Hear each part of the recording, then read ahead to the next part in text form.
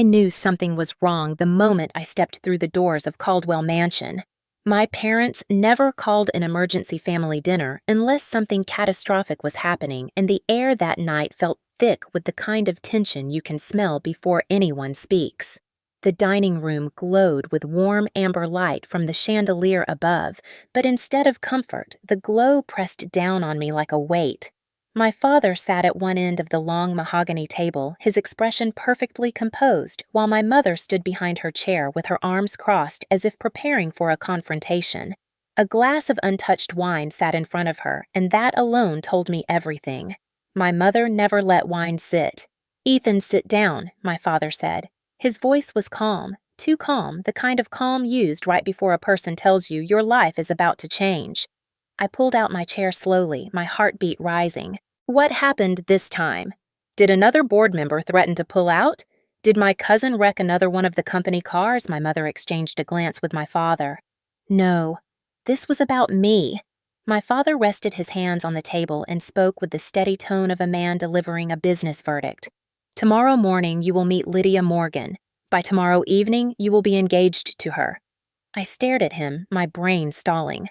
I actually laughed, not because it was funny, but because nothing else made sense. "I am sorry, what?" My mother stepped forward, her face tightening. "This is not a negotiation, Ethan. This is your responsibility to this family." I felt my chest heat with anger. Responsibility? You mean obligation?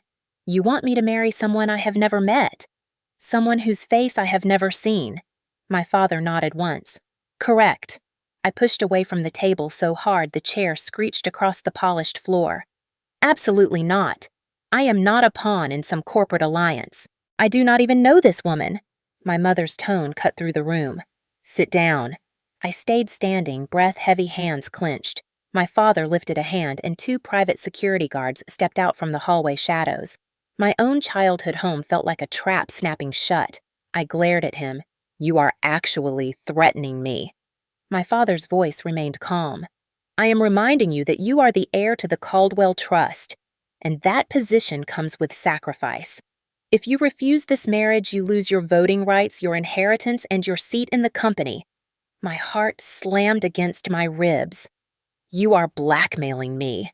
My mother stepped closer, voice low but sharp. We are protecting what this family built. The Morgans are our strongest allies. Their trust in us keeps our company stable. If this marriage falls through, they pull out, and we cannot afford that. I shook my head in disbelief. So I am supposed to give up my life to save the company. My father leaned back. You are 33. You have had your freedom. Now you serve your duty. My throat tightened. And what about her? Why does she agree to this? My mother's lips pinched. Lydia has her reasons, and she is a private person. She does not show her face publicly anymore. That is ridiculous. I am expected to marry a woman I cannot even look at. My father finally dropped the line that broke me. For her safety, she wears a veil. She has been through events that require anonymity. You will accept that. I laughed again, but this time my voice cracked. This is insane. My father's tone did not budge. You will meet her tomorrow at the Morgan estate. She will be wearing her veil. You will be respectful. And you will propose by evening if you do not consider yourself removed from the Caldwell line. My vision blurred with anger. I felt heat rise behind my eyes, not from weakness, but from helpless fury. All those years working for the company, proving myself traveling across continents, closing deals, sacrificing relationships, never saying no to any expectation placed on me. And this was the thanks I got. A marriage order like I was a soldier following commands. I swallowed hard, my voice raw. Why me? Why not one of my cousins? Why not anyone else? My mother looked at me with a mixture of pity and steel. Because you are the only one the Morgans agreed to. Lydia will not meet anyone else. You fit what she needs. That sentence made something cold roll down my spine. What she needs. What does that even mean? My father stood signaling the end of the conversation. Enough. Tomorrow morning, 10 o'clock. Do not embarrass us. The security guard stepped aside as if releasing me from a cage. I stared at both of them for a long moment, my chest tight with humiliation and fury. Then I walked out. Not because I agreed, not because they intimidated me, but because I suddenly realized something terrifying. No matter how loudly I screamed, no matter how much I fought, I was already trapped, and the door had closed long before I ever noticed I was inside. As I stood in the hallway gripping the railing until my knuckles turned white, I heard my father call out behind me. "One last thing, Ethan." I stopped but did not turn around. "Tomorrow, you will meet her. She will wear the veil. And whether you like it or not, you will marry her." I shut my eyes as rage pulsed through me. I had no idea then that this dinner would become the night my freedom died, and the beginning of a story I never saw coming. The next morning, I drove to the Morgan estate with the same feeling a man might have on his way to a sentencing. The gates were tall wrought iron twisted into elegant shapes, but nothing about them looked welcoming. 2 guards checked my ID, scanned my car, and then waved me through with the stiff professionalism of people who guarded something priceless. Or someone. The long driveway curved through towering oaks until the mansion came into view. It was older than mine, but somehow grander, built of white stone, with ivy climbing the walls like veins. It felt like the kind of place where secrets lived longer than people. A housekeeper opened the heavy front doors before I could even knock. She gave me a polite nod and guided me through echoing hallways lined with portraits of somber-looking ancestors. My footsteps sounded too loud, like I was intruding on silence that had been here for centuries. She led me to a large library with high ceilings and dark walnut shelves filled with books arranged with meticulous care.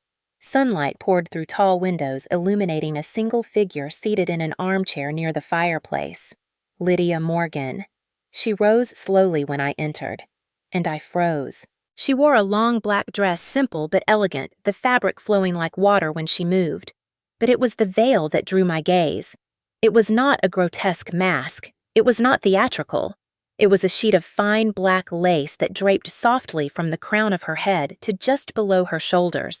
I could see the outline of her face beneath it, but not the details. It obscured without hiding her completely. And somehow that made it more unsettling. She stood still, hands lightly clasped in front of her posture, impossibly straight. Her voice when she spoke surprised me. Calm, low, controlled. "Ethan Caldwell, thank you for coming." I swallowed. Of course. It is not like I had much of a choice. She tilted her head slightly, as if acknowledging the truth in that sentence. "Shall we sit?" We sat across from each other, a small table and a pot of untouched tea between us. She did not fidget, did not look away, did not hesitate for a second. She was composed in a way I had never seen in anyone my own age, and that composure irritated me more than it should have. So I went right for it. "Can we get this over with? I would like to understand exactly what you expect from this marriage." She nodded softly. "I appreciate directness. It saves time." "My parents said you refused to meet anyone else," I said. "Why me?" She folded her hands in her lap. "Because you are stable, mature, and your family understands confidentiality." Confidentiality, an odd word to use when talking about marriage. My frustration flared. "Lydia, I do not know you. I cannot even see your face. How am I supposed to commit to something like this?" Her reply came without a shred of defensiveness. "Our marriage does not require affection. It requires respect and honesty. That is all." I blinked. "That is all," I repeated. She leaned back slightly. "What would you like it to require? Love, lust, companionship, a soulmate." The slightest shift of her tone suggested a faint sarcasm, but not cruelty. I clenched my jaw. "I am not asking for a fairy tale. I just want something real. This feels like a transaction." She held my gaze through the lace. "It is, and transactions are often more stable than emotions." There was no bitterness, no sadness, no hint of regret, just a statement of fact. That made me angrier than if she had cried. I leaned forward. "And the veil, that too is just part of the transaction." She did not hesitate. "The veil is protection, nothing more." "Protection from what?" "That is not relevant at this stage," she said gently. "You are not in danger." I laughed. I am marrying a woman whose face I am not allowed to see, whose past I know nothing about, whose family clearly hides more than they reveal. And I am not supposed to think I am in danger. Lydia remained completely calm. You are not in danger, Ethan. I promise you that. But some truths are not meant to be shared on the first day. Anger crackled in my chest. So, I am expected to sign legal documents, move into your home, build a marriage with you all without knowing who you really are. She lifted her chin slightly. You will know who I am through my actions, not my appearance. That sentence struck something in me, something I could not name. I looked away for a moment, trying to steady myself.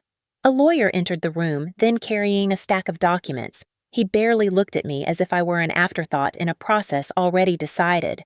These are your prenup agreements, inheritance protections, and mutual confidentiality clauses, he said briskly. The faster we sign, the better. Lydia signed each page with graceful efficiency. I signed with stiff hands and clenched teeth.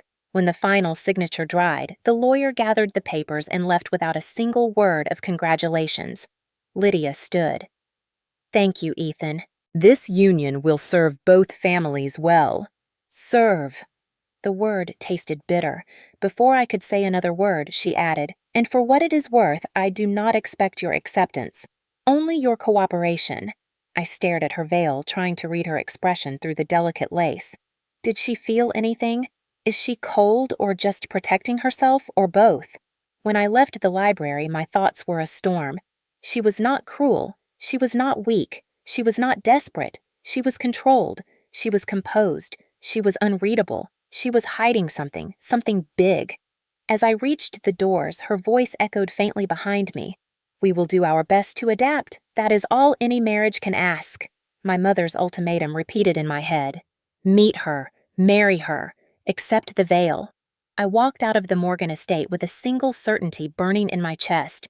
Whatever Lydia Morgan was hiding, it was not small, and I needed to know the truth. Moving into the Morgan estate felt less like joining a marriage and more like entering a secured compound where every wall held its breath.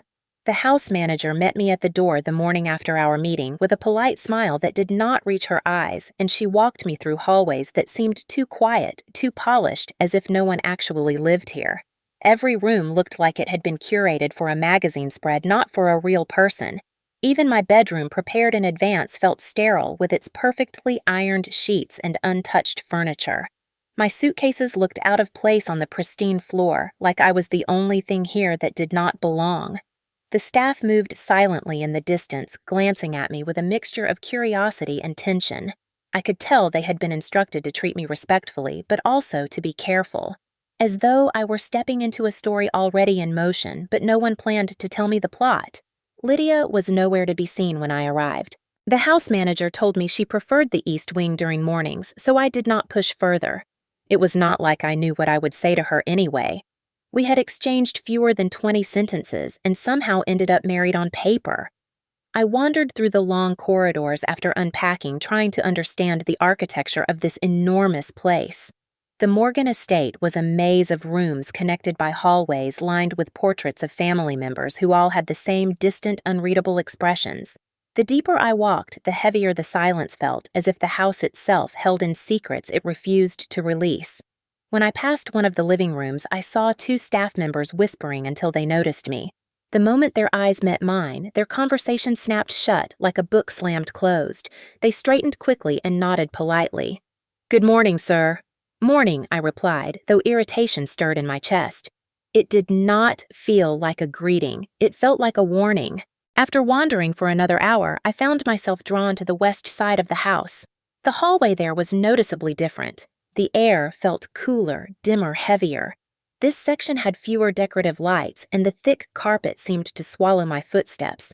At the end of the corridor was a tall door, darker than the others, with a brass handle worn from years of use. Something about it felt important, maybe forbidden. When I reached out instinctively, hand hovering just inches from the handle, a calm voice behind me made me flinch. "That wing is restricted." I turned to see Collins, the head of security, standing a few feet away. His posture was respectful but firm. Lydia does not use that part of the house anymore. Why not? I asked. Collins held my gaze for a moment, then replied carefully. It is better you allow her to explain things in her own time. That phrase again. Her own time. Her own reasons. Her own privacy. I nodded slowly. I understand. He gave me a small nod, though his eyes lingered a moment too long. It felt like he was assessing me, deciding if I was trustworthy enough to know more. I walked away from the West Wing, but the curiosity stayed lodged in my ribs like a splinter. Later that afternoon, I encountered Lydia for the first time since our brief introduction. She sat at a table in the sunroom reading a thick book while warm light poured in around her. Her veil looked almost translucent in the sunlight, but still hid her face enough that I could not make out her features. She acknowledged me with a nod. Good afternoon, Ethan. Afternoon.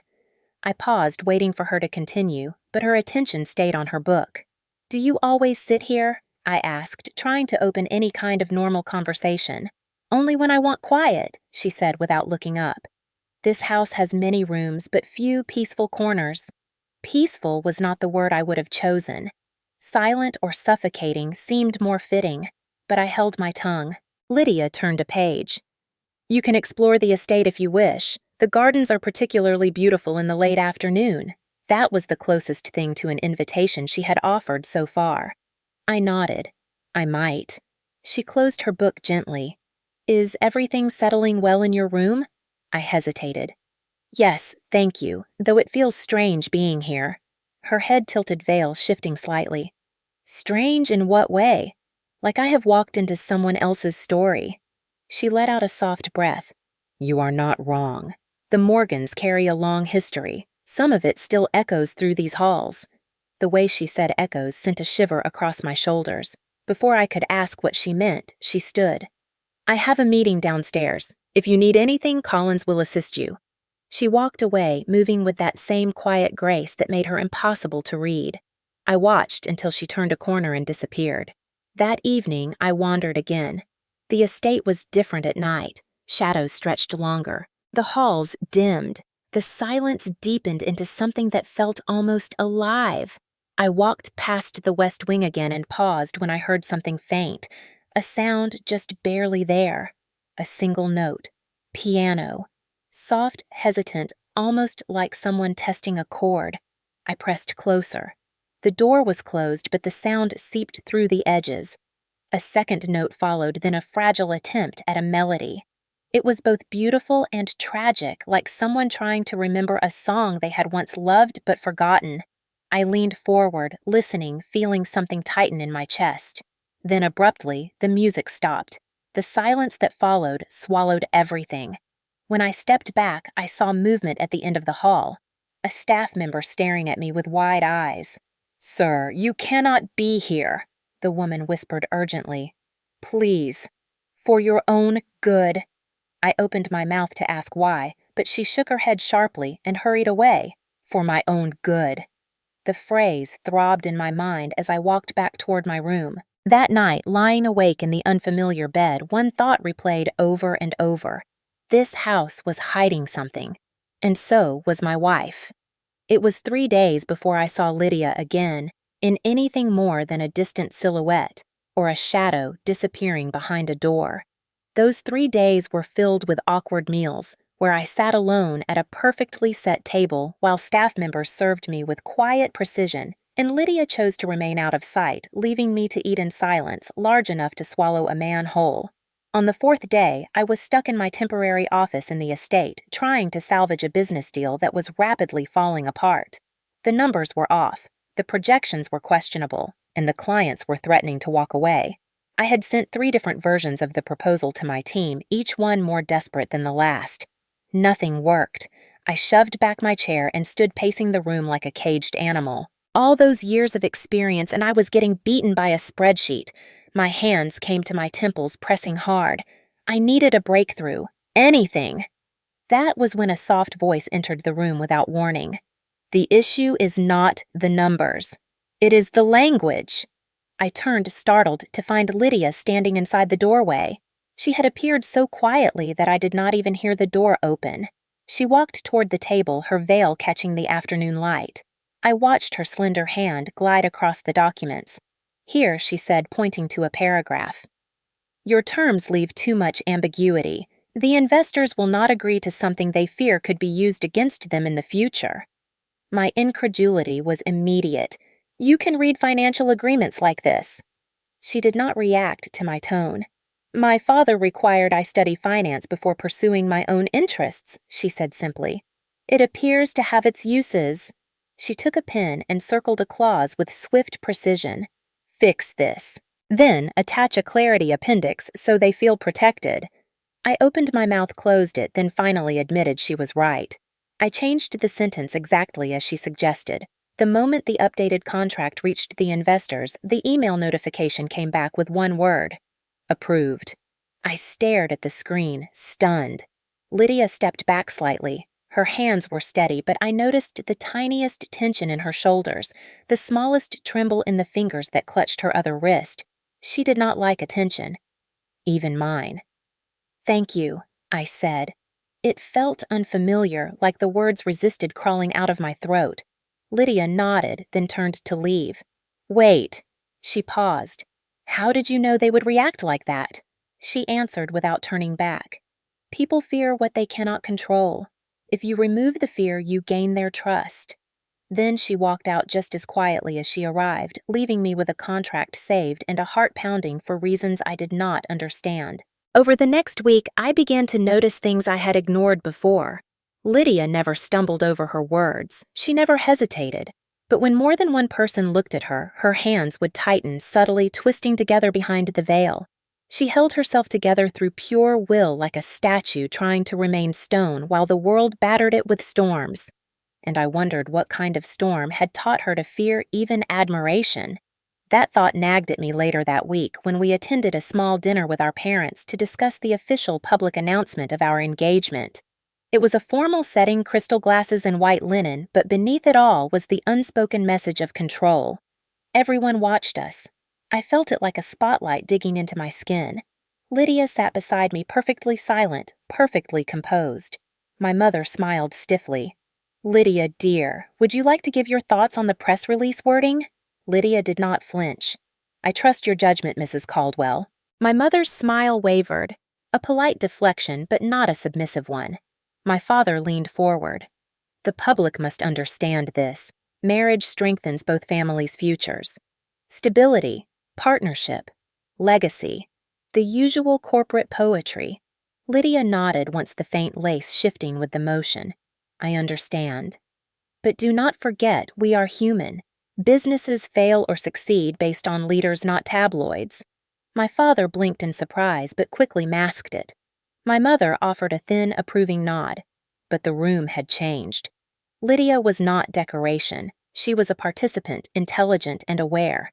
After dinner, as everyone talked logistics, I stepped closer to her. "You handle pressure well. Did you always—" She tilted her head slightly. "Pressure is nothing. It is when no one cares what you think that the air truly disappears." I felt that sentence in my bones. And then came the moment that shifted everything. One of the older board members approached us half-drunk, speaking too loudly. "So this is the mystery Morgan girl," he said, squinting at her veil. "Someone said you hide scars under there. Is that true?" Lydia did not move. Not a single twitch. I felt rage ignite in my spine. That comment was venom, and she stood still, absorbing it all as if she had been trained to withstand cruelty. I answered for her, my voice sharp enough to cut. "She wears the veil because she chooses to, and choices deserve respect." The board member scoffed, but my father's cold glare sent him stumbling away. When I looked back at Lydia, she was staring at me through that delicate lace. I could not see her exact expression, but I felt something shift, like a lock clicking. A soft voice escaped her. "Thank you." Those two words meant far more than gratitude. They meant I saw her, and it hit me like a punch. All this time I was annoyed I could not see her face. It never occurred to me that maybe she was terrified of being seen. That night, lying in my large empty room, I replayed the moment again and again. The slight tremor in her hands, the calm voice masking fear, the strength required to stay standing. I thought about how I had walked into this with resentment, convinced she lacked humanity because I could not see her skin. The truth slipped beneath my defenses like a whisper. She was hiding because she had been hurt, and maybe I had been helping the world hurt her again. For the first time since all this started, I wondered if the problem was not Lydia. Maybe it was me. I had been living in the Morgan estate for almost 2 weeks when I finally stumbled across the one place everyone seemed to pretend did not exist. It happened on a quiet afternoon while I was wandering through the West Wing, trying to learn the house the same way someone learns a new city after being forced to move there against their will. I had no destination, only the strange curiosity that had been building in me ever since the night I defended Lydia at the dinner party. Every hallway smelled faintly of old books and lemon polish. Every door looked identical, carved with ornate wood patterns. But halfway down the west corridor, I saw something that did not belong in a house where everything was immaculate. A small strip of light seeped through the bottom of a door, and underneath it lay a faint scattering of dust. This door had not been opened in a long time. I reached for the knob. It resisted. Locked. The first locked door I had encountered in the entire mansion. I tried again gently this time, as if maybe politeness would convince it to open. It stayed shut. Something inside me tightened. Why did one room in a perfectly maintained house need to remain sealed? I was about to turn away when I noticed something glinting in the corner of the doorframe. A brass nameplate, almost invisible unless you were looking for it. It had been polished many times, the engraved letters softened by years of touching. It read only one word: studio. The word struck me as strange. Studios were for artists, creators, people who wanted the world to see them. Why would Lydia, a woman who hid even her face, own something meant for exposure? That question burned in the back of my mind for the next several days. Every time I passed the West Wing, my eyes flicked unconsciously toward the locked door. I tried asking a maid once casually, but the moment I mentioned the West Corridor, she stiffened as if I had said something indecent. She lowered her voice. "Sir, that part of the house is only for Mrs. Morgan." "My wife," I corrected, though the word still felt unfamiliar on my tongue. The maid bowed her head. "Of course, still no one goes in there, not anymore." The answer only sharpened my curiosity. Not anymore was an invitation to uncover what used to happen. One evening I heard something that made my entire body freeze mid-step. A sound coming from the West Wing. Soft, melancholy, familiar in a way I could not immediately place. I followed the sound like someone under a spell. That same locked door stood at the end of the hallway, but now light spilled from underneath it, bright enough to cut across the polished floor, and beneath the light the music grew clearer. A piano, slow, fragile, notes falling apart before they fully formed as if the person playing them was fighting tears. I stood at the door listening. Lydia. It had to be her. The realization came not from logic, but from instinct. Every note carried the same quiet control she held in her voice. Every hesitation felt like someone trying not to break. I lifted my hand to knock. Then the music stopped. Instantly, as if someone had yanked the sound out of the air. The light under the door went black. My heart thudded loudly. She knows someone is here. I stepped back slowly, forcing myself not to run, when footsteps approached from the other side. The lock clicked softly. The door opened only an inch, enough space for a sliver of her veil to show, enough for me to see her hand gripping the edge of the door so tightly her knuckles turned white. "Ethan," she whispered. Her voice trembled, barely audible. "What are you doing here?" I swallowed, trying to think of anything that did not sound invasive. I heard music. I was not lying, but I also was not telling the whole truth. Lydia did not respond for several seconds. The air between us tightened thick with something raw and vulnerable. Finally, she said, "Please, do not open this room without me." Her voice was so fragile it startled me. I nodded. "I promise." She closed the door. I should have walked away. I meant to. But later that night, long after the house went quiet, my mind kept replaying the broken melody, the trembling in her voice, the fear in her fingers. The next morning, while Lydia was out meeting with her father, I found myself back in the West Wing again. I told myself I only wanted to look, not intrude, not pry. But curiosity is a dangerous thing, especially when it is mixed with the growing need to understand someone. I stood in front of the door, my hand lifted before I could stop myself. The knob turned freely this time. The lock was undone, as if she had left it unlocked on purpose. Or maybe she simply forgot in her hurry to leave. The door opened slowly. Dust particles spun in the sunlight. The room smelled like old wood and the faint echo of music.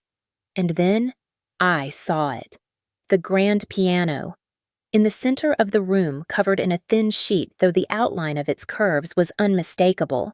I walked closer until the sunlight revealed fading fingerprints across the lid.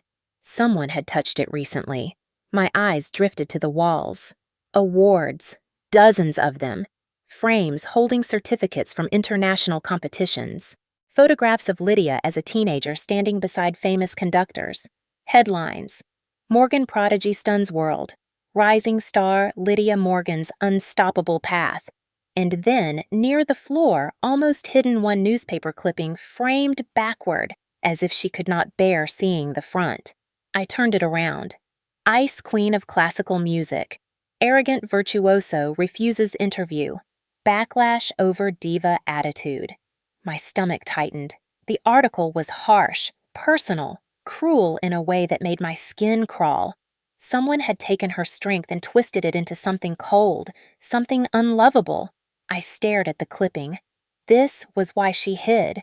This was why she locked herself away. My heart clenched in my chest. I should not be here. But I needed to understand. A soft voice behind me made me nearly drop the frame. Ethan. I turned slowly. Lydia stood at the doorway. She was not angry. She looked tired, defeated. Her veil trembled slightly in the soft air. Her voice was barely above a whisper. "Are you searching for who I used to be, or for the reasons you think you should hate me?" My throat tightened. "Neither. I am searching for the truth." She looked around the room, sadness pouring off her in waves. "The truth is complicated." She stepped inside the studio, closing the door behind her, and for the first time, she looked small, human, breakable. I realized then how little I actually knew, and how desperately I wanted to. I did not sleep the night after I found Lydia in the studio. Her voice lingered in my mind, soft yet sharp enough to cut through every assumption I had carried since our arranged marriage began. The truth is complicated. I kept replaying that line as if hidden inside, it was the key to understanding the woman behind the veil. By morning, the question had grown too heavy to ignore. I needed answers, but not from Lydia, not yet. She had already carried enough weight for a lifetime. If I wanted the truth, I had to find it somewhere that did not force her to bleed for it. That was how I found myself driving across town to a small conservatory building tucked behind an arts district, the place Lydia's old piano teacher was rumored to still teach at. The receptionist gave me a confused look when I asked for Professor Helena Ruiz. She pointed down a narrow hallway. "She is in the last room on your left." I knocked gently. A firm voice told me to enter. Inside, a gray-haired woman with sharp eyes sat at a piano, her fingers gently pressing keys in silent practice. When she looked up, her expression shifted the moment she saw my face. "You are a Caldwell," she said, not as a question, but as an accusation. I nodded, not sure whether to sit or remain standing. "I am Ethan. I am Lydia's husband." Her face softened, then hardened again. "And what do you want from her this time?" Her words startled me. I hurried to answer. "I am not here to hurt her. I want to understand her. Truly understand her." The professor studied my expression for several long seconds and finally gestured for me to sit. Her posture relaxed slightly, though her eyes stayed sharp. "Lydia Morgan is the most gifted pianist I have ever taught." She began each word, carefully weighted. "And the most wounded." Something twisted painfully inside my chest. "What happened to her?" Professor Ruiz exhaled a slow breath that carried years of regret. 5 years ago, Lydia was rising faster than anyone expected. She won competitions that took others a decade to conquer. She was graceful, brilliant, and frighteningly dedicated. Then she paused as if bracing herself for the memory. Then he appeared. The room seemed to grow colder. He was a man obsessed with her, not with her music, with her. A stalker. My jaw clenched involuntarily. What did he do? Professor Ruiz's fingers trembled slightly as she closed the piano lid. Everything. Her voice lowered. He would wait outside every venue, follow her car, send letters so detailed they described the clothes she wore in private practice. Once he broke into her apartment. She swallowed hard. The police got involved, but fame can be a curse. When the media caught wind of it, they portrayed him as a tragic admirer and her as a cold diva who rejected him. My stomach twisted. That article I found in the studio. Professor Ruiz nodded. They printed lies, twisted her silence into arrogance. They turned her into a villain in her own trauma. The stalker thrived on the attention. He escalated, changed tactics. He began threatening her family. She looked at me with eyes that seemed suddenly much older. That is why the Morgans hid her face. Not because she was harmed physically, but because they feared recognition would draw him back.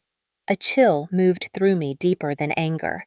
So she stopped performing, I whispered. She stopped everything. Professor Ruiz nodded. Music was the only place she felt safe. And suddenly, it was the most dangerous place for her to exist. For the first time, I grasped the suffocating weight of the veil she wore.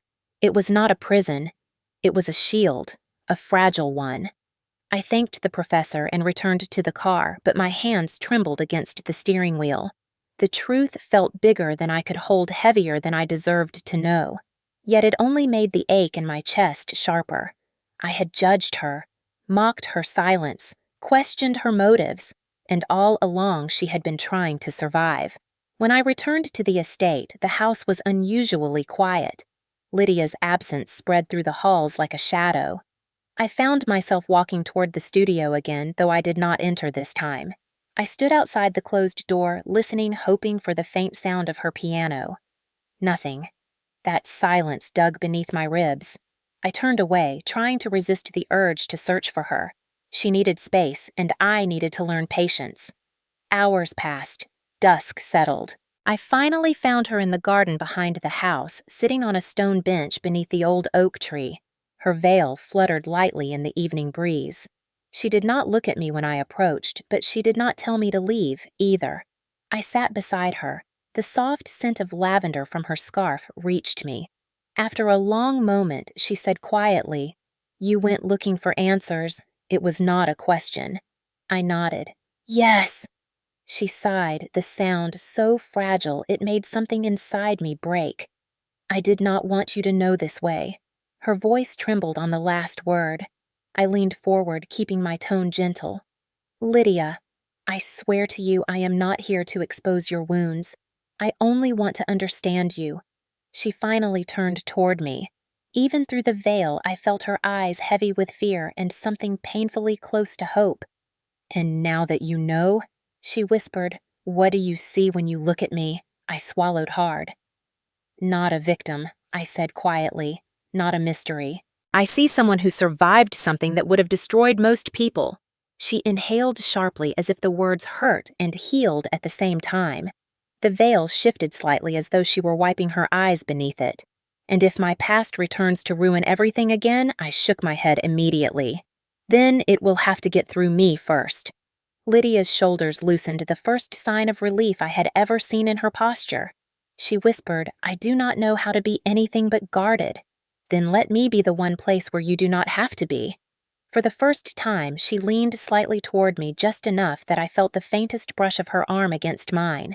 Enough to tell me she was letting me in. Enough to tell me I was no longer just the man she was forced to marry. Something was changing, shifting, forming between us. And I knew with absolute certainty that nothing about this marriage would remain the same. The night it happened, the entire estate felt wrong from the moment the sun went down. Even the air carried a tension that made the back of my neck prickle. I tried to focus on the emails in front of me, but every few minutes I found myself glancing toward the hallway, listening for footsteps that never came. Lydia had eaten dinner early and retreated to her room, something she did only when she was exhausted or overwhelmed. I wanted to check on her, but I had learned enough to understand that she needed her space when she withdrew. Still, something kept gnawing at me, a feeling like the house itself was holding its breath. It was close to midnight when the sound shattered the quiet. A crash. Sudden. Violent. Sharp enough to jolt me upright. I froze, listening. Silence followed, then the faint, unmistakable sound of hurried steps scraping across tile. I was already running before another thought formed in my mind. Lydia. My heart pounded in my chest with every step as I sprinted down the long corridor toward the east wing. The moment I rounded the corner, I heard it. Lydia's voice. Not calm, not controlled, but broken with panic. Stop. Please, stop. The sound tore through me like lightning. I had never heard fear like that from her. I reached her room just as a figure shoved the door inward. A man. Tall. Hooded. Masked. His gloved hand reached toward Lydia as she stumbled backward, her breaths sharp and frantic, her entire body shaking. "Move one step and I swear I'll hurt her," he hissed. He did not know who I was. He did not need to. Rage hit me instantly, fast and blinding. "You will not touch her!" I lunged before he could react. My shoulder hit him square in the ribs and we both crashed into the dresser. Pain shot up my arm, but adrenaline drowned it.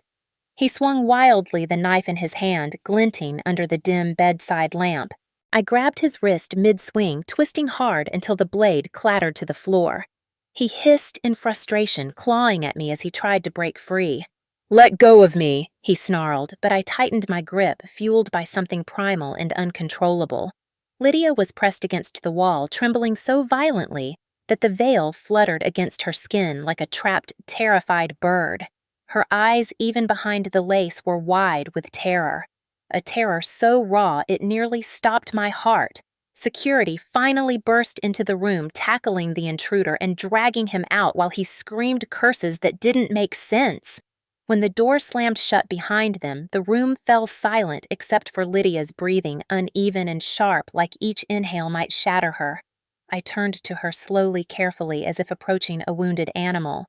"Lydia." She flinched at the sound of her name. My chest tightened painfully.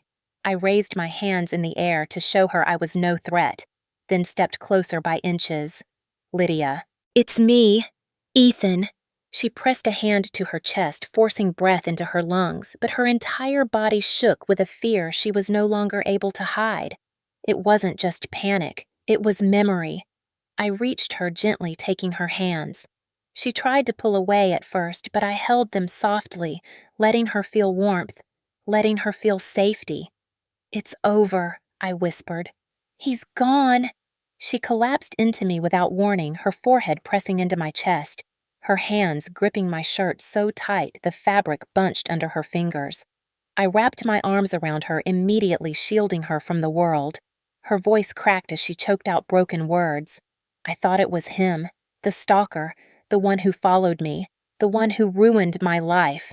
I felt her trembling against me, and something inside me cracked open like glass shattering. I held her even tighter. "I won't ever let anyone hurt you again. Not while I'm breathing." She shook her head, her voice barely a whisper.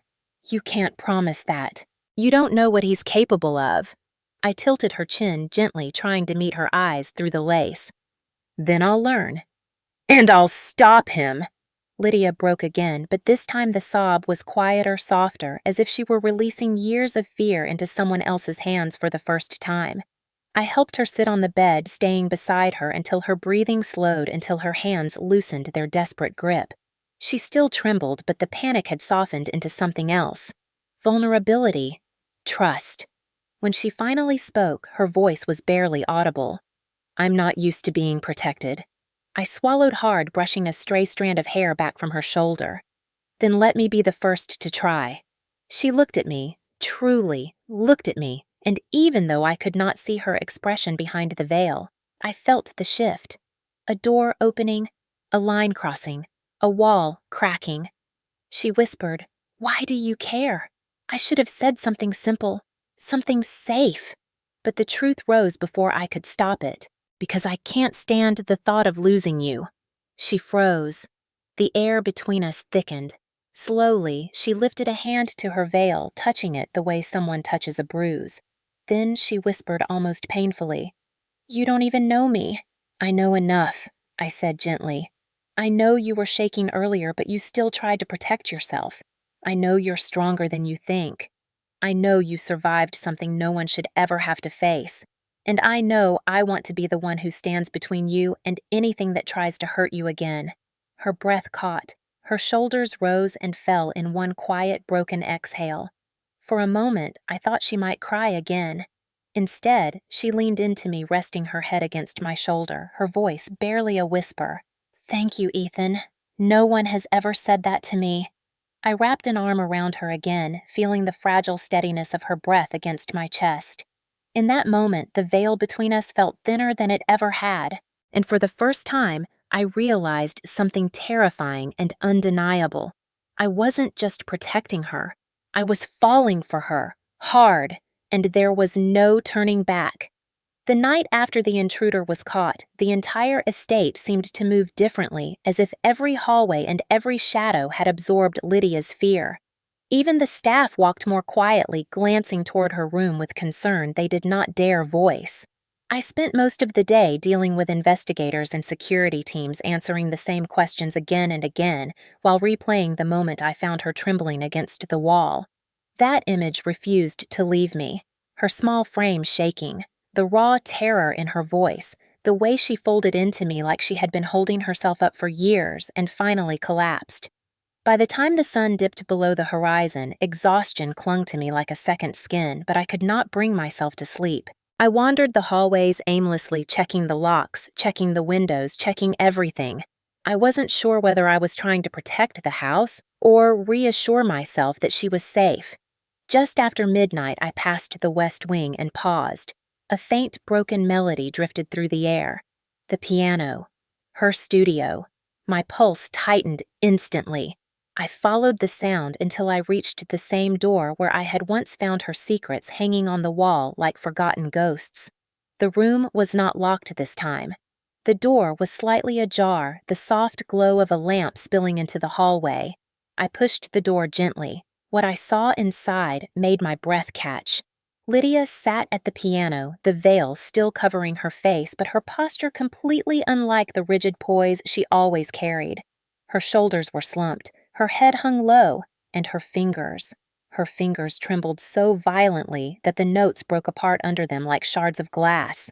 The music was haunting beautiful and unbearably painful.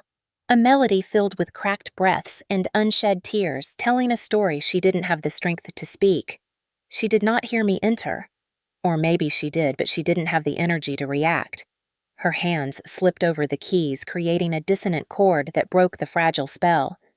She froze. Then I heard it. The softest sound. A stifled sob. "Lydia," I whispered, barely trusting my voice. She stiffened as if I had caught her doing something shameful. Slowly, she drew her hands into her lap, her shoulders curling inward. I stepped closer. She didn't turn. Instead, she whispered, her voice trembling. "I am sorry." I swallowed hard. "For what?" "For breaking." She lifted a hand to her veil, pressing her fingers against the lace as if trying to hold herself together. "For letting you see me like this. Like I am weak." My chest tightened painfully. "Lydia surviving is not weakness." She didn't respond. So I walked around the piano, slowly, deliberately giving her time to pull away if she wanted. She didn't. She kept her gaze fixed on the keys, her breathing unsteady. When I stood beside her, I saw the veil shaking with each exhale. "Lydia, look at me." She shook her head. "I cannot. Not like this." I knelt beside her, gently resting a hand on the edge of the piano bench. "Then, talk to me. Tell me what hurts." Another tremor moved through her. A long silence stretched between us. But then she exhaled the breath, trembling like a thin thread about to snap. I never wanted this life. Her voice cracked on the last word. The veil disguised her expression, but not her despair. I did not want to be hidden. I did not want to be afraid of shadows. I did not want to be someone who has to wear a disguise every day. I felt my throat tighten. Lydia. I reached for her hand, and this time she didn't pull away. Her fingers curled around mine with surprising strength. I used to play music for the world, she whispered, her voice shaking. Now I am afraid to even see my own reflection. The confession hit me like a blow. Every word revealed another fracture in her heart. And suddenly, everything made sense. The locked studio, the trembling in her hands, the panic when the intruder cornered her, the silence she hid behind. Lydia, none of this is your fault. She gave a soft, bitter laugh. But it feels like it is. Because if I had been stronger, smarter, if I had done anything differently, maybe the stalker would never have found me. Maybe I would still have my life. I shook my head violently. Do not do that to yourself. Do not carry blame that does not belong to you. She finally looked up, and even through the veil, I could feel her eyes searching mine. Ethan, you do not understand. When you perform, you belong to everyone. Everyone watches you.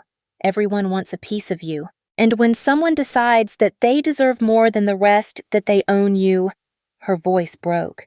You cannot escape it, not even when you hide. I took her other hand, cupping both gently. You are not alone anymore. You have me. Her fingers tightened around mine, as if testing the truth in my words. But why do you care so much? She asked it softly. Not accusing, just lost. The answer rose inside me with startling clarity. Because I cannot watch you drown in a past you never deserved. Because you deserve to feel safe in your own skin. Because when you cry, I feel something inside me crack open. Because I am starting to feel things I did not expect to feel. Her breath caught. The veil fluttered as her chest rose. Ethan. I sat beside her, our shoulders touching her, trembling, slowly easing under the shared warmth. We stayed there for a long moment, the silence no longer heavy, but comforting. Then she whispered softer than before. Ethan, do you know what it feels like to be truly seen? She turned slightly toward me. I think I want that again, and I think you might be the first person I could ever trust with that. My heart clenched so tightly I almost lost my breath. Lydia, when you are ready, I will be here, even if it takes years. A small, fragile sound escaped her. Not a sob this time. A breath of relief. She leaned into me cautiously, letting her head rest against my shoulder. The weight of her trust settled onto me, warm and terrifying and indescribably precious. The piano sat silent in front of us, but somehow the room felt full of music. Soft, new, healing. And as I held her against me, I knew with absolute certainty that I would do anything to protect this woman. Because I was not just falling for her anymore. I was already hers, completely. The morning after Lydia cried in my arms, I woke with a sense of purpose I had not felt in years. Something in me had shifted permanently. It was no longer just an arranged marriage or a reluctant alliance between two families. It had become personal, visceral, something that lived in the center of my chest like a vow. I wanted to protect her. I wanted to make her feel safe. I wanted to earn the trust she had reluctantly placed in my hands. But I learned quickly that wanting something and being ready for the reality of it are two very different things. I was drinking my coffee in the study when my phone buzzed with an email notification. I almost ignored it. Then I saw the subject line. You do not know what she really is. My stomach dropped. I opened the message. A single sentence stared back at me, written in a cold staccato rhythm. If you ever see her face, you will die first. For a moment, everything inside me went still. Then a rush of heat flooded through me, sharp and primal. Someone was threatening her. Someone was threatening me because of her. My hands tightened around the phone as I read the message again. It was not a joke. It did not feel like a prank. It felt like a warning from someone who had been watching us. Someone who believed Lydia belonged to them. Someone who thought I was in the way. I checked the sender. A burner address. No name. No traceable information. But the timing was too precise to be random. They knew about the veil. They knew I had never seen her face. They were watching. A knock on the door snapped me out of the spiral. "Ethan, breakfast is ready," Collins said from the hallway. I swallowed hard and pocketed the phone. "Thank you. I will be down shortly." As I walked toward the dining room, my brain ran through possibilities. Was it the same stalker who had followed her for years? Was he still alive? Had he been near the estate last night? Was he the intruder? I felt my jaw tighten. If so, he was not done, and he would not stop until he got what he wanted. Lydia was already seated at the table, still wearing her veil, still fragile from the night before. But when she turned toward me, I saw a glimmer of trust in her posture, a softening in her shoulders. "Good morning, Ethan," she said gently. Something inside me ached at the sound of her voice. "Good morning." I sat across from her, trying to hide the storm inside me. She noticed instantly. "You are troubled." I hesitated. "Lydia, have you been contacted by anyone recently?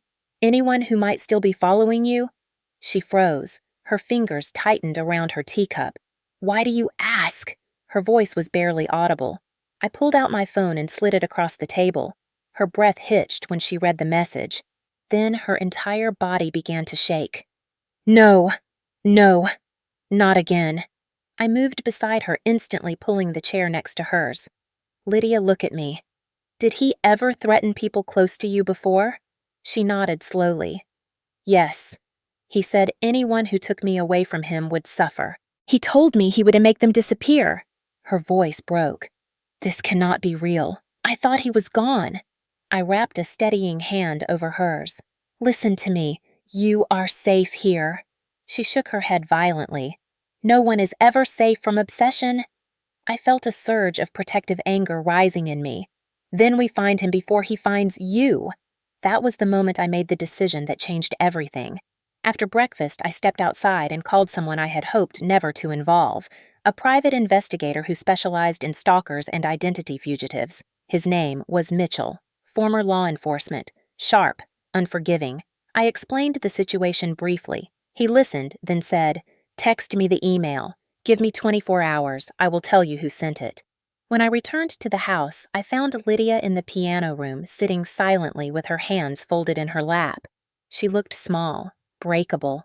When she turned toward me, her voice trembled. "You think he is alive?"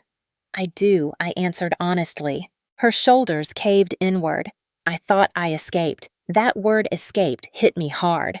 "Lydia, why did your family never tell the police the whole story?" "They did," she whispered, her voice hollow. "But he had resources, connections. He was not just a stalker. He was a wealthy donor who controlled half the orchestra board. When he began pursuing me, he used his influence to hide his behavior. Every time we tried to expose him, someone buried the report." My body tensed. "So he believed he owned you?" She nodded. "Yes. When I left the music world, he disappeared. I thought he had moved on. The email proved otherwise." I sat beside her. "Lydia, you are not facing him alone." Her voice cracked. "Why do you care this much now?" "Because somewhere along the way, protecting you became the most important thing in my life." She exhaled shakily, as if those words reached a place so guarded she had forgotten how to breathe into it. Hours passed. The estate felt unnervingly quiet. Lydia stayed close to me, something she had never done before. Every sound made her flinch. Every shadow made my pulse spike. Just after sunset, my phone buzzed. A message from Mitchell. "Found him. He changed his name 2 years ago. He is in the same state. He has searched your address 4 times this month." My blood ran cold. Lydia saw my expression and whispered, "He is coming." I shook my head. "No, I am coming for him first." She looked at me with fear and something else in her eyes. Something warm, something breaking open. "Ethan," she whispered, her voice trembling, "I do not want you hurt because of me." I cupped her face gently through the veil. If protecting you is the cost, then it is a price I will pay every time." She choked on a breath. "Ethan." The way she said my name felt like a hand closing around my heart. That night, as she finally fell asleep on the couch beside me, her head resting against my shoulder, I realized the truth I had been avoiding. I had gone from resenting her veil to wanting nothing more than to shield her from the world, because somewhere between fear mystery and shattered pieces of her past, I had fallen in love with Lydia Morgan, and now someone out there wanted her dead, over my dead body. The day of the Morgan Foundation Charity Gala arrived like a storm I had no way of stopping. For hours, staff rushed around the estate arranging last-minute details while Lydia prepared upstairs behind closed doors. Normally, she avoided events like this at all costs, but the Morgan board insisted she attend at least once a year. Her father agreed only because the venue had been secured under the highest level of private security. I was on edge from the moment I woke up replaying Mitchell's words on a loop. "He has searched your address 4 times this month. He is close. Too close." Every time a door shut softly or a footstep echoed down the hallway, I felt my pulse jump. By late afternoon, the driveway filled with sleek cars and polished attendees who had no idea they were walking into a danger zone. Security in black suits checked every guest with metal detectors. Yet nothing about it comforted me. Danger doesn't always walk through the front door. Sometimes it is already inside. Lydia came downstairs a few minutes before we departed. She moved slowly. Her breath controlled her posture steady, but the black veil still covered her face. The sight of it hit differently now. Before, it had irritated me. Then it confused me. Then it intrigued me. Now it terrified me because I finally understood what it was meant to protect her from. "You do not have to go," I whispered, stepping closer. Her hands clenched tightly in front of her. "I know, but if I never show up, they win. Not my stalker, my fear." I exhaled deeply and offered my arm. "Then I am not leaving your side tonight." She hesitated for a heartbeat, then placed her hand lightly on my arm. That simple touch steadied something inside me. The gala hall was breathtaking: crystal chandeliers, white flowers, musicians playing a soft classical arrangement. But as we walked inside, conversations paused. People turned. They stared. The whispers began. "Is she still wearing the veil? Why does she hide like that? Who exactly is Ethan Caldwell to be walking beside her?" My jaw tightened, but Lydia remained unshaken. She moved like a woman who had practiced this her entire life. I leaned toward her slightly. "If it becomes too much, we leave." She shook her head almost imperceptibly. "I need to be here." We kept walking, but after only 10 minutes, something felt wrong. I could not pinpoint it at first. Then I noticed a man near the far wall. He stood perfectly still, staring at Lydia with a focus too cold, too hungry, too familiar. He was tall, clean-shaven, wearing an unremarkable navy suit that could blend into any crowd. But it was the eyes. The eyes were wrong. Fixed, possessive. Like he had been waiting for her to appear. My heart kicked violently against my ribs. "Lydia," I murmured. "Do not look to your right." She stiffened instantly. "He is here, isn't he?" Her voice was barely more than breath. I tightened my grip on her hand. "I think so." Panic flickered through her posture. "Ethan, we need to leave. Now." We moved toward the side exit as discreetly as possible, but people kept stopping us with greetings and polite conversations we could not escape. I pushed through them as smoothly as I could while keeping my eyes on the man. He had begun moving. Slowly, purposefully, like a predator closing distance. Security. I needed security. I scanned the room and spotted 2 guards near the doors. Just as I started to raise my hand to signal them, a server collided with a guest and a table of glasses shattered loudly, drawing every guard's attention away. Perfect distraction. And he was definitely using it. He sped up, weaving through the crowd with chilling precision. Lydia squeezed my arm, her breath trembling. "Ethan, please." I pulled her faster, trying to cut across the ballroom toward the exit that led to the private parking lot. But just as we reached the side corridor, someone pushed through the crowd behind us. Lydia stumbled, her heel slipped, her body lurched forward. I caught her arm, but not in time. She fell, hard, and the veil slipped off. It floated to the floor like a black feather in slow motion. Every thought in my head evaporated as I watched her real face come into view for the first time. She lifted her chin instinctively, her eyes wide with fear. And I saw her, truly saw her.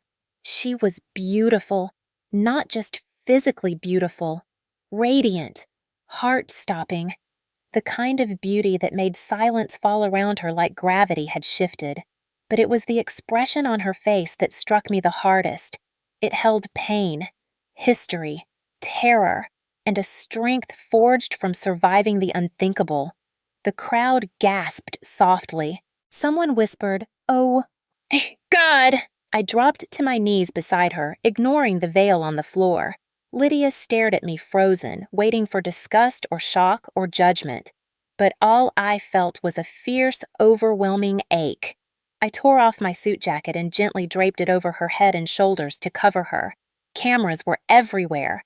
Phones were coming out. People were craning their necks. Lydia trembled violently, her hands gripping my arms. "Ethan," her voice cracked. "Please." I lifted her face with both hands, my thumbs brushing gently against her cheeks.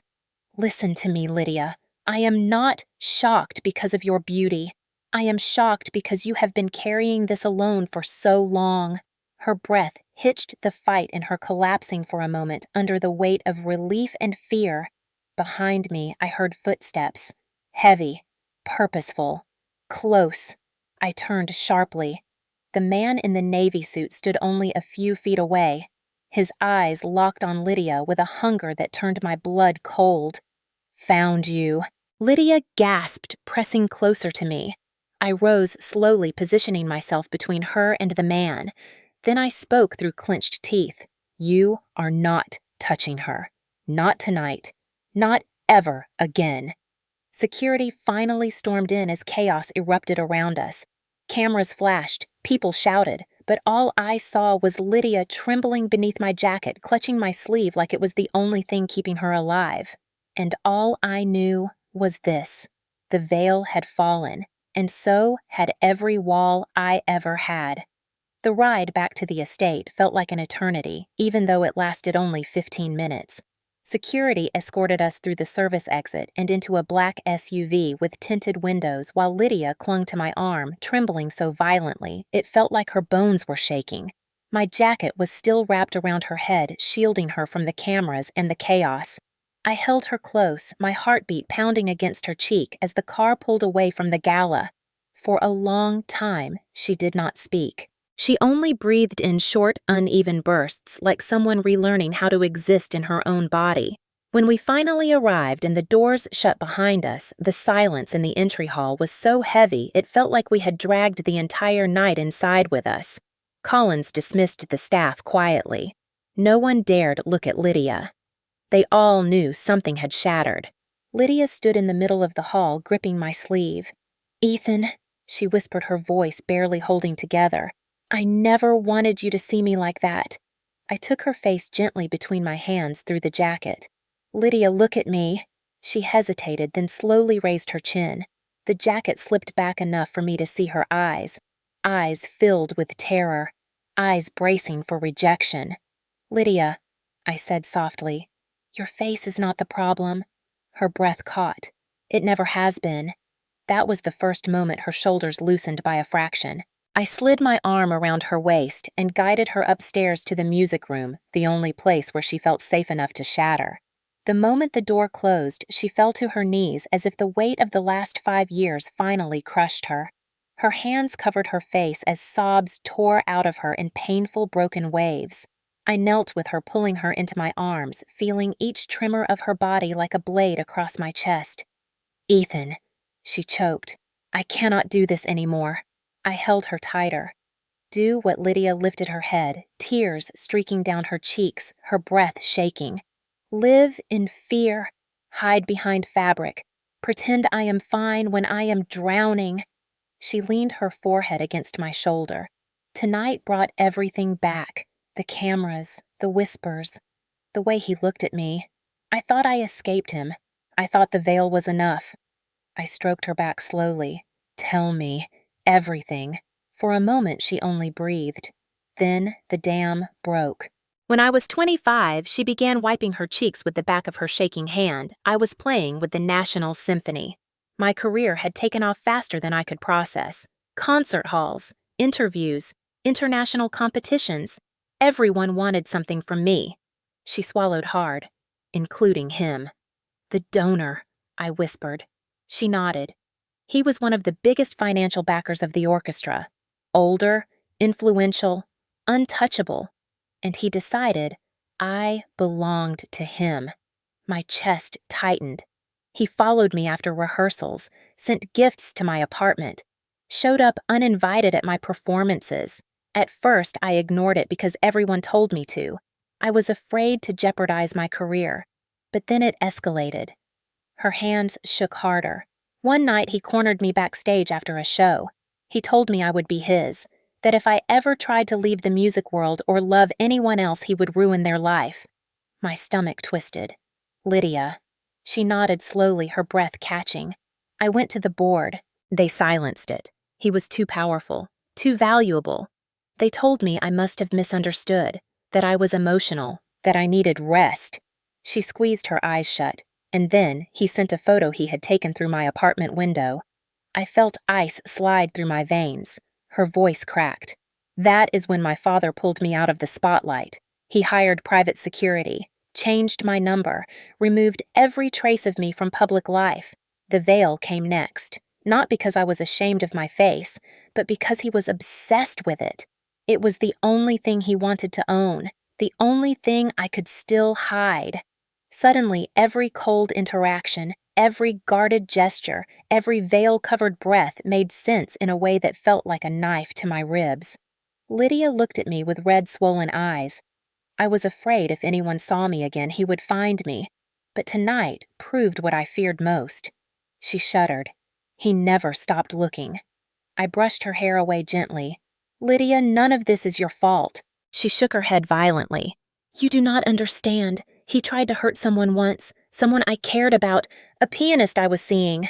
He destroyed his career overnight, slandered him, ruined him, because he believed I loved him. The guilt in her voice crushed me. So I left music. I left everything. I hid. And I married you because I thought your world was safer than mine. I took her face in both hands gently, deliberately. Lydia, look at me. Her eyes lifted. You did not marry me to use me. You married me because you were trying to survive. Her lips trembled. But you deserve someone normal, someone whole, someone without a past that can kill you. I shook my head slowly. Lydia, I do not want someone normal. I want you. Her breath caught in her throat. Ethan, do you mean that? I nodded, feeling the truth settle into something unshakable inside me. I have gotten to know your mind, your strength, your heart, and I fell in love with the person behind the veil. Her hand moved to my chest slowly, almost fearfully, as if she was afraid her touch might break me. You love me, she whispered. I covered her hand with mine. I do. Veil or no veil. Danger or no danger. I love you. She leaned into me, her forehead pressed against mine, her tears warm on my skin. For the first time since I met her, she allowed herself to be held completely without resistance, without fear, without hiding. After a long moment, she whispered, Then I need to tell you the last part, the part no one knows. I nodded gently. I am listening. She inhaled slowly, bracing herself. The man who came tonight, she whispered, was not acting alone. There is someone else involved, someone who helped him years ago, someone powerful. I felt every muscle in my body tense. Who Lydia looked up at me with fear so deep it made my chest ache. My father's business partner, and he wants me gone as much as my stalker does. The moment Lydia told me her father's business partner was involved with her stalker, something inside me locked into place with cold clarity. It was not just obsession. It was power, money, Influence. It explained why reports had disappeared, why no one had helped her, why a man capable of such violence had walked freely for years. And it explained why everything that happened tonight felt orchestrated. I stayed beside her the entire night. She fell asleep on the couch in the music room, my jacket still wrapped around her shoulders, her breathing uneven but finally calm. I stayed awake watching the shadows move across the walls, replaying every detail, every threat, every unanswered question until the sun began to rise in soft gold through the windows. By morning, I had made a decision. I called Mitchell again. This time, my voice carried no hesitation. Find everything you can about her father's partner. Money trails, private messages, donations, anything that ties him to the stalker. I want proof, real proof. Mitchell did not ask why. He only said, "I will have it tonight." When Lydia woke, she blinked up at me with eyes swollen from crying, but softer than I had ever seen. "Ethan." She whispered, her voice raw. "Are you still here?" I brushed a hand gently across her cheek. "I am not going anywhere." She closed her eyes as if those words alone were enough to hold her together for one more day. For the first time, she reached for my hand without fear. Hours later, when Mitchell returned with a thick file in hand, Lydia and I sat together on the piano bench as he spread the documents across the polished wood. Bank statements, emails, photos, hidden transactions between the donor who stalked her and her father's longtime business partner, payments disguised as consulting fees, donations routed through shell companies, phone records showing calls the night of her disappearance from the music world. Lydia stared at the documents with trembling hands.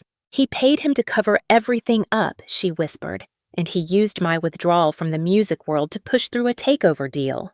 "With you gone," Mitchell said quietly, "your father lost negotiating leverage. The stalker helped him isolate your family, and in exchange, he got unrestricted access to you." Her breath shattered in her throat. "Ethan, they built an empire on my fear." I slid my arm around her shoulders as she shook. "But you are not powerless anymore." She looked up at me with something fierce beginning to burn beneath her grief. "Then, what do we do, Ethan?" I took her hand. "We reveal the truth. It took 3 days to prepare. 3 days of gathering statements, pulling legal strings, and working with Mitchell's contacts in law enforcement. 3 days of Lydia learning to breathe without the veil. 3 days where she gradually stopped flinching when I touched her hand. On the morning we were set to meet the district attorney, Lydia walked downstairs without her veil. Her black hair was pinned softly behind her ears. Her face was bare, vulnerable, stunning. But what struck me most was the quiet strength beneath her trembling. She paused at the bottom of the stairs. "Ethan," she whispered, "do I look ridiculous?" I crossed the room in 3 long steps and took her face gently in my hands. "You look like a woman who finally gets her life back." Her eyes glistened. "You make me feel brave. And you make me want to protect you for the rest of my life," I said. The DA meeting was brutal. Lydia retold everything through tears and ragged breaths. When she finished, the room was silent. The DA finally said, "Miss Morgan, with your consent, we will open a formal investigation. Not just into the stalker, but into your father's partner." Lydia nodded. "My family deserves justice, and so do I." The next weeks moved slowly but steadily. The stalker was arrested first. He had been hiding only 20 miles away. When Lydia saw the news alert pop up on the TV, she froze. "Ethan," she whispered, her voice trembling, "it is real. He is gone." I wrapped my arms around her as she cried into my chest, release shaking through her like a tidal wave finally breaking. Her father's partner was next. Fraud. Conspiracy. Evidence tampering. His arrest made national news. Lydia watched the press conference in silence. Then she whispered, "I thought I would feel revenge, but all I feel is free." I kissed her forehead. "That is all that matters." The morning after both arrests, Lydia walked into the music room without trembling. She sat at the bench, the same bench where she had once cried in silence. She looked up at me. "Ethan, will you stay while I play?" I sat beside her. "Always." She lifted her hands. For a moment she hesitated. Then she began to play. The music that flowed from her was unlike the broken pieces I had heard before. This was full, rich, alive. It was not the music of a prodigy or a performer. It was the music of a woman reclaiming herself note by note. When she finished, her hands dropped to her lap. She turned to me with quiet, emotional fire in her eyes. "Ethan, I want a new beginning. With you." My heartbeat tightened. "Then we will build one. Together." She smiled the kind of smile that only comes after surviving hell. Then she whispered the words that changed everything. "I love you." My chest ached joyfully. "I love you too, Lydia. More than anything." A month later, we held a small private ceremony in the garden. No cameras, no headlines. Just a handful of people who loved her enough to let her heal. Lydia wore a simple white dress. No veil, no fear. When she walked toward me, sunlight catching in her hair, I felt an overwhelming sense of awe at the woman before me. When we exchanged vows, I said I once thought I was being forced to marry an invisible woman, but the truth is, I married the bravest soul I have ever known. Later, under the fading light of sunset, Lydia sat at the piano placed in the garden and began to play. Not for an audience, not for a career, but for herself, for us, for freedom. As the final note drifted into the summer air, she looked at me and whispered, "This is the first song of my real life." I took her hand. "Then let us write the rest together." If Lydia's story touched something deep inside you, then take one more moment with me before you go. Because what you experienced was not just a story about a woman who hid her face or a man who thought he was trapped in an arranged marriage. It was about something much more familiar, something every one of us faces at some point in life. Fear, misjudgment, loneliness. The feeling of being unseen, even when you are right in front of the world. And also the quiet hope that someone someday might look past the walls you built and see the real you. Maybe as you listened, you felt a part of yourself inside Lydia's trembling voice, or Ethan's slow, painful transformation. Maybe you remembered a time you were forced to hide who you were, or a moment when someone misjudged you before knowing your heart. Maybe you remembered how long it took for you to trust again, to breathe again, to feel like a human being again after someone broke your soul. And if that is you, you are not alone. Stories like this remind us why compassion still matters, why patience still heals, and why sometimes the bravest thing we can do is give someone a second chance, even when the world tells us to walk away. So if you are still here listening to these final words, let me ask you something. Who is the Lydia in your life? Who is the person you once misunderstood? Who is the person carrying scars you cannot see? And who is the Ethan, the one who never meant to be a hero, but became one because love slowly rewrote the script he thought he was trapped in? The truth is simple. None of us are who we appear to be on the surface. Not the quiet ones, not the stern ones, not the smiling ones. Everyone has a story. Everyone has a wound. Everyone has a veil of some kind, and sometimes all it takes is one moment of humanity to lift it. If this story moved you, if it made you feel something you have not felt in a long time, then let that feeling carry you a little longer. Share it with someone who might need it tonight. Someone who might be holding their hurt in silence. Someone who has forgotten that healing is possible. Because you never know how far a story like this can travel. You never know whose heart it might reach. And before you go, I want to ask you one more thing. Not as a narrator, not as a channel, but simply as another human being on the other side of the screen. Stay with us. Let us tell you more stories that remind you of hope, of resilience, of forgiveness, of beginnings that look like endings but turn into something beautiful. If this one touched you, then subscribe because we have so many more journeys waiting for you, stories that will make you cry, heal, breathe, and see life in a way you might have forgotten. Stories that honor the strength inside people who look ordinary but live through extraordinary battles. Stories like yours. Thank you for sharing this moment with us. Thank you for staying until the end. And thank you for keeping your heart open. Until the next story, take care of yourself. And remember this. Sometimes the bravest music you will ever hear is the sound of someone choosing to rise again.